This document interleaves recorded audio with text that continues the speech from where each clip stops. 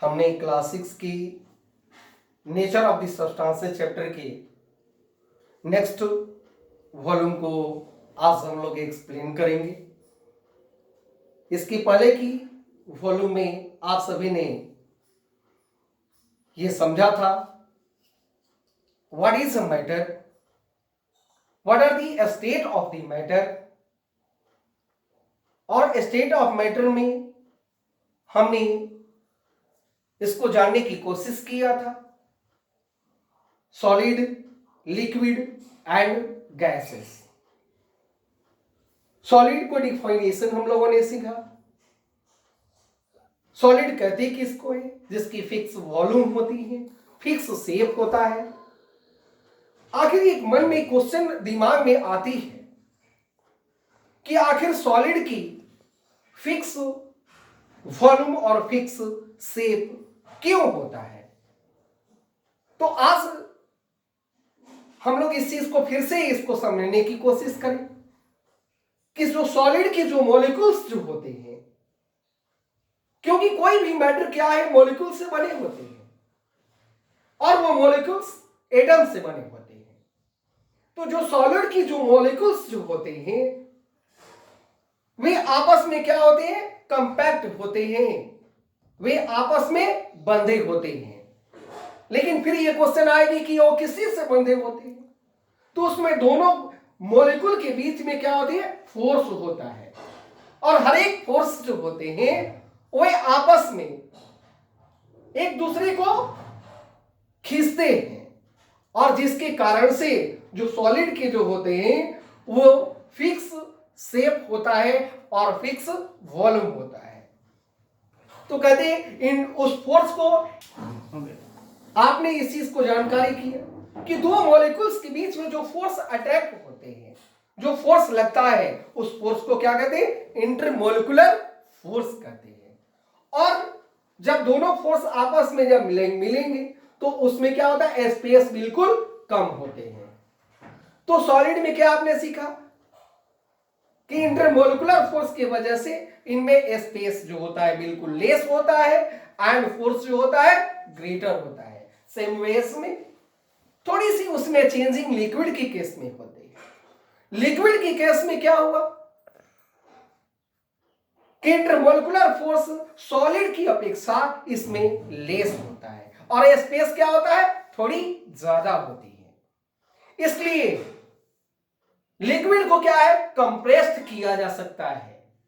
आपने इसको इसके पहले की वॉल्यूम में अच्छी तरह से क्लियर किया हुआ है, आप उसे देखने की फिर से प्रयास करेंगे। नेक्स्ट क्या था? हम लोगों ने ये मैटर की प्रॉपर्टीज के संदर्भ में जानकारी किया था, जिसके अंतर्गत आपने अलग डिफ्यूजन के संदर्भ में जानकारी किया कि जो जो मैटर के जो होते हैं वे मिक्सिंग कर जाते हैं, मॉलिक्यूल्स आपस में मिक्सिंग करते हैं और उस मिक्सिंग को क्या कहते हैं? डिफ्यूजन कहा जाता है।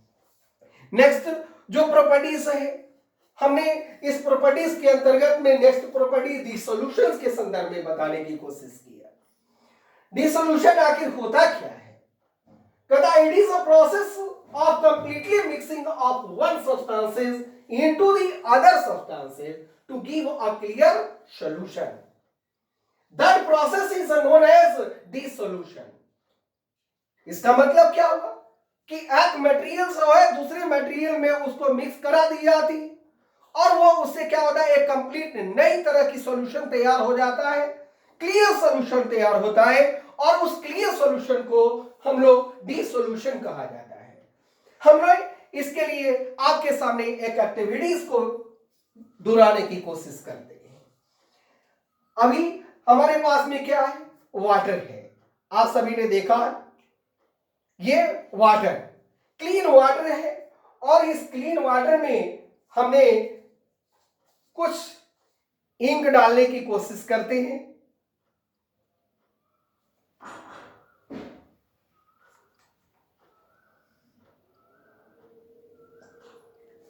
आपने देखा इंक डाला और इसकी कलर इस तरह से चेंज हो गई। पूरी तरह से क्लियर सॉल्यूशन दिखाई दे रहे हैं, तो ये सॉल्यूशन क्या है? डी सॉल्यूशन है। आपने देखा वाटर में हमने क्या डाला? कलर डाला, और इस कलर को डालते ही क्या हुआ? ये कंप्लीटली एक नई तरह की सॉल्यूशन तैयार हो गई, और इस सॉल्यूशन को डी सॉल्यूशन कहा जाता है। नेक्स्ट, यदि बात हम नहीं करें, यदि सॉलिड की केस में यदि देखें, तो आपने इस चीज को अलग अलग तरह की एक्टिविटीज के माध्यम से इसको समझने की कोशिश करेंगे कि हमारे नेचर्स में बहुत तरह की ऐसी मॉलिक्यूल्स होते हैं, बहुत तरह की ऐसी सब्सटेंसेस होते हैं जो है सोल्यूबल सब्सटेंसेस है और इनसोल्यूबल सब्सटेंसेस है। सोल्यूबल सब्सटेंसेस, यदि आप वाटर में क्या है, वाटर में यदि शुगर डाल करके उसको स्टेयर कर दिया जाए तो क्या होगा? एक क्लियर सॉल्यूशन तैयार होगा, और उस क्लियर सॉल्यूशन को क्या कहता है? सोल्यूबल सब्सटेंसेस कहा जाएगा। वो बिल्कुल सोल्यूबल हो जाते हैं। नेक्स्ट, यदि आप देखें तो सैंड को लिया जाए और वाटर में हमने डालने की कोशिश किया जाए, पेबल्स को ले लिया जाए, या कॉइन को यदि आप लेते हैं, इजिली अवेलेबल है, और उसको एक्टिविटीज के माध्यम से हमने क्या करेंगे? इसको देखने की प्रयास करेंगे, और उस तरह से आपने पाएंगे क्या कि कॉइन्स जो होते हैं वाटर में सोल्यूबल नहीं होता है, स्टोन जो है वाटर में सोल्यूबल नहीं होता है, सैंड जो है वाटर में सोल्यूबल नहीं होता है। तो ऐसे substances which are the not soluble in the given solution, it is known as the insoluble substances. Now the next properties है solubility. Solubilities क्या है? The maximum amount of the substances that can be dissolved in a given amount of the water. किसी given amount of water, जो भी water आपके पास में है या दिया गया है, उसमें मैक्सिमम सब्सटेंसेस यदि वो क्या होता है? कैन बी डिसॉल्व, वो भूल जाता है। ऐसे प्रॉपर्टीज को कहा जाता है क्या? सोलबिलिटीज। और रूम टेम्परेचर पर जितनी सब्सटेंसेस हमारी क्या होती है? डिसॉल्व कर जाते हैं। On the basis of the solubilities, the matter is classified into the two types. First is the saturated solution and the second is unsaturated solution. आपने क्या समझा? सेकंड प्रॉपर्टीज क्या आपने में देखा कि सोलेबिलिटीज, तो सोलेबिलिटीज के आधार पर क्या है? मैटर को दो भागों में बांटा गया। First is the saturated solution and the second is unsaturated. Just अभी तुरंत आपने सीखा क्या चीज? On the basis of the solubilities, the solution is divided into the two parts. The first is the saturated solution and the second is unsaturated solution. तो question यहाँ पर आएगा कि what is a saturated solution? A solution in which the no more substances can be dissolved. No more substances can be dissolved. is called saturated solution. मतलब क्या हुआ?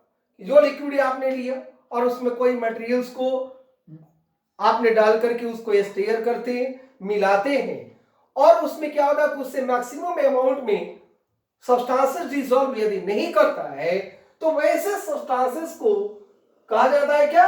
Saturated solution कहा जाता है। कहते हैं क्या? जनरली अनसैचुरेटेड सॉल्यूशन वैसे सॉल्यूशन को कहा जाएगा a solution in which the more substances can be dissolved. ज्यादा से ज्यादा सब्सटेंसेस जो है वो क्या होता है? उस लिक्विड में डिसॉल्व कर जाते हैं on the given temperature, that means room temperature. On a room temperature the substances is the more cannot be more substances can be dissolved is called unsaturated solution. यहां आपने क्या कहा कि generally the solubilities of the solid are and the liquid increase with the temperature. जैसे जैसे temperature को increase किया जाता है, सब्सटेंसेस उसमें क्या होते हैं? मोर एंड मोर डिसॉल्व कर जाते हैं। आपने देखा होगा जिलेबी बनाते समय आपने देखा होगा चाशनी बनाते हैं, तो जो दुकानदार जो होते हैं क्या करते हैं कि वो मोल शुगर होता है और वाटर क्या होता है, बिल्कुल ही कम होता है, उसको आग पर चढ़ा दी जाती है। इसका मतलब उसमें हीट टेम्परेचर को इंक्रीज किया जाता है और उसमें मैक्सिमम अमाउंट में जो है शुगर वो क्या होते हैं, डिसॉल्व कर जाते हैं। तो आपने इस चीज को लिखा क्या कि generally the solubility solid and the liquids increase with the temperature. Now the next, dissolution of the liquid in liquid. Liquid क्या है, जैसे ऑयल भी लिक्विड है, इमिसिबल लिक्विड कहलाता है उसको। क्यों कहा जाता है भाई, it can not be dissolve in a water. For example आपने वाटर ले लिया, ग्लास में आपने वाटर लिया और उसमें दो ड्रॉप ऑयल डाल दिया, आपने उसको स्टेयर भी कर दिया, लेकिन आप क्या देखते हैं कि ऑयल की जो लेयर है वो सरफेस ऑफ द वाटर पे ऊपर की ओर आ जाते हैं। सेकंड, यदि हमने दिखा क्या सैचुरेटेड सॉल्यूशंस में है, जैसे वाटर है और वाटर में यदि लेमन जूस यदि डाल दो तो क्लियर सॉल्यूशंस उसका आ जाता है, इसका मतलब that is a saturated solution हो जाता है। Dissolution of the gases in a liquid, कहते हैं कि some gases that dissolve in water, gas जो है वो वाटर में क्या है, डिसॉल्व है।